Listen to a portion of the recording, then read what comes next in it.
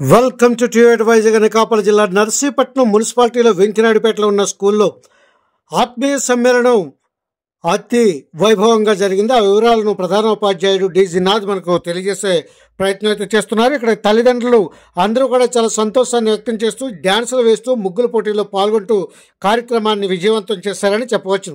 ఇప్పుడు మన HM DG Nath మనతో మాట్లాడుతున్న మాటలు మీకు తెలియజేస్తుంది. 7/12/2024 తల్లిదండ్రులు ఉపాధ్యాయుల ఆత్మీయ సమావేశం వెంకయ్యపేట మండల పరిషత్ ప్రాథమిక పాఠశాలలో ఏర్పాటు చేయడం జరిగింది.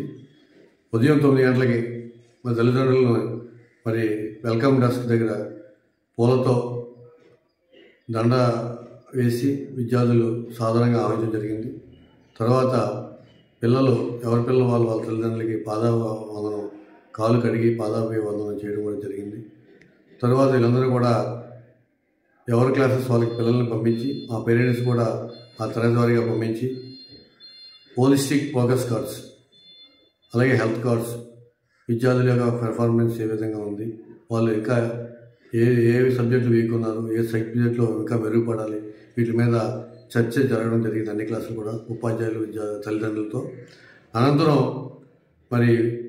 తల్లిదండ్రులకి ముగ్గులు పోటీలు పెట్టడం జరిగింది. 20 మంది పైగా తల్లులు ముగ్గుల పోటీల్లో పాల్గొనడం జరిగింది. ముగ్గుల పోటీల్లో విద్యార్థులను ఎంపిక కౌన్సిలర్ గారు, అదే మా ఉపాధ్యాయ సునీత, లోకల్ పెద్దలు, గ్రామ పెద్దలు సన్నస్వామి గారు, వీళ్ళు న్యాయనిర్ణేతలుగా వ్యవహరించడం జరిగింది. మొదటి ప్రైజు కె దేవి గారికి, సెకండ్ ప్రైజు జి దేవి గారికి, థర్డ్ ప్రైజు ఈశ్వరి గారికి, ముగ్గురికి 3 ప్రైజులు రావడం జరిగింది. అనంతరం సభా ప్రాంగణం వద్ద సమావేశం ప్రారంభించడం జరిగింది 11 గంటలకి. సమావేశంలో ముందుగా పాఠశాల నివేదికని నేను ప్రధానోపాధ్యాయుడికి నివేదించడం జరిగింది. పాఠశాల యొక్క జరుగుతున్న అమలు అవుతున్న పథకాల గురించి, విద్యార్థుల వారి యొక్క పెర్ఫార్మెన్స్ గురించి, అన్నింటి గురించి కూడా తల్లిదండ్రులకు వివరించడం జరిగింది.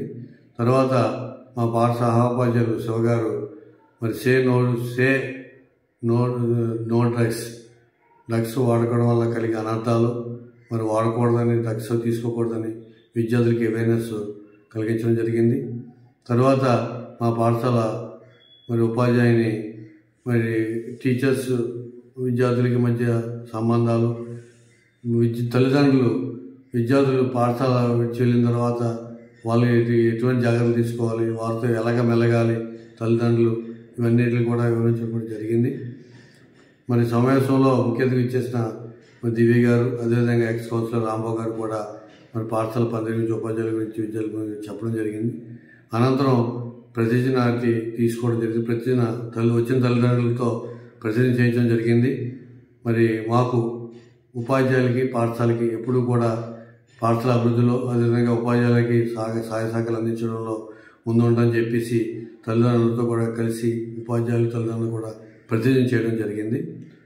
అనంతరం అందరూ కూడా విద్యార్థులు, తల్లిదండ్రులు, ప్రజాప్రతినిధులు, గ్రామ పెద్దలందరూ కూడా కలిసి శుభదిన భోజనం, మధ్యాహ్నం భోజనం దాతలు కొంతమంది ఇచ్చారు. అది మెనూ ప్రకారం చక్కగా వెజిటబుల్ బిర్యానీ, బూరే, గారె, స్వీటు, అదేవిధంగా పొంగలు, రకరకాల కూరలతో చక్కగా తల్లిదండ్రులకి, విద్యార్థులకి అందరూ కూడా రుచికరమైన భోజనం వడ్డించి కార్యక్రమాన్ని ముగించడం జరిగింది.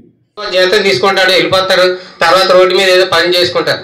కానీ ఈయన ఎంత పట్టుదల పెట్టి ఫ్యామిలీ స్కూల్కి ఒకటి ఎంతవరకు కాదండి, క్లాస్ 5th, ఇప్పుడు 21 ఎక్కడ, 70 ఎక్కడ, స్టాఫ్ని ఎంత పెంచారు చూడండి. అంటే ఆయనకేమిందండి, నెల జీతం పట్టుకుపోతాడు, తిరిగేస్తారు, ఏదో చూసుకుంటారు, చేయవలసిన పని లేదు. కానీ ఇక్కడ వీధి స్కూల్ పోకుండా ఉండాలని, స్కూల్ డెవలప్మెంట్ ఉండాలని ఆయన పట్టుదలతో చేయడం అంటే గోపీనాథ్ గారికి నేను హ్యాట్సాఫ్ చెప్తున్నాను. ఎందుకంటే ఆ విధంగా పట్టుదల చేసి హెడ్ మాస్టర్ నేను ఎక్కడా చూడలేదు. అన్ని విధాల్లో, అన్ని దాంట్లో కూడా ఇక్కడ డిజిటల్ ఏదో కూడా స్కూల్ క్లాసులు పెట్టారు. డిజిటల్ క్లాస్ పెట్టాలంటే ఒక ప్రైవేట్ స్కూల్లోని లక్షలు డబ్బు పెడతారు. కానీ అలాంటి డిజిటల్ క్లాస్ పెట్టారంటే ఆయనకి ఎంత ఇంట్రెస్ట్ చూపించి స్కూల్ని డెవలప్ చేశారు మీరు ఒకసారి ఆలోచించండి. ఆ మాస్టారు అలా ఉన్న స్కూల్ని ఇలా చేసుకొచ్చాడంటే మీరు కూడా తల్లిదండ్రులు ప్రతి ఒక్కరు కూడా పట్టుదలతో కుర్రాళ్ళని అటు ఇంటికి వచ్చేటప్పుడు ఇప్పుడు మేడం గారు చెప్పారు, మేడం గారు కూడా అన్నింటిలో కూడా మంచి ఇంట్రెస్ట్గా చూపిస్తారు. ఆవిడ కూడా ఏమన్నా తెలియక పిల్లలపై కోపడ్డం అది కూడా ఇప్పుడు చూడలేదు. నేను ఏ తల్లిదండ్రుల దాని వరకు కూడా కంప్లైంట్ రాలేదు నాకు. కాబట్టి మీరు కూడా తల్లిదండ్రులుగా బాధ్యత వహించి పిల్లలకి నచ్చజెప్పి, మేమంటే ఒక్కదాని చదివేది కాదు, ఈరోజు పొలిటికల్ లీడర్లో కాదు, వ్యాపారస్తులయ్యాం, చాలా కూడా మరి నలుగురు ఉపయోగ పనులు చేసాం. అలాగే మీ పిల్లలు కూడా ప్రయోజకులు అవుతారు. మీరు కూడా సహకరించి పిల్లలకి కోఆపరేషన్ చేయవలసిందిగా, ఇక్కడ స్కూల్కి యాజమాన్యాన్ని కూడా కోఆపరేషన్ చేయవలసిందిగా అందరినీ కోరుకుంటూ సెలవు తీసుకుంటున్నాను.